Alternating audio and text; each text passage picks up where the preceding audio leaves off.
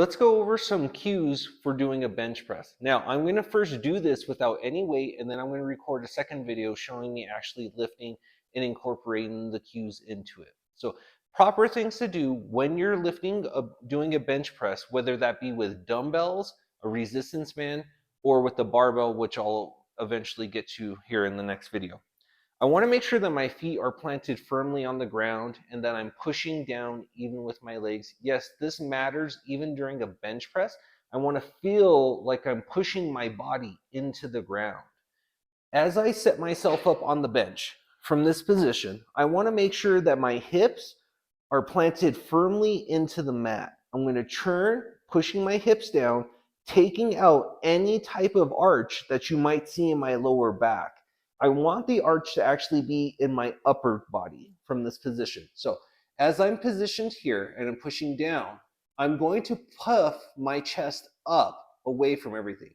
And by doing that, I need to pull my shoulders back and I need to try and get my shoulder blades to touch each other. Imagine like you have a tennis ball in between your shoulder blades and you're really trying to squeeze that tennis ball with them. From that position, once I'm set up, I want to make sure that my shoulders are always pulled back and my head has constant contact with the pad. From here, I would position my elbows either at a 45 or as close to my body as possible. With my elbows in close, this is going to allow me to focus on my triceps. If I want to focus on my chest and my triceps simultaneously, I will stick my arms out at a 45-degree angle.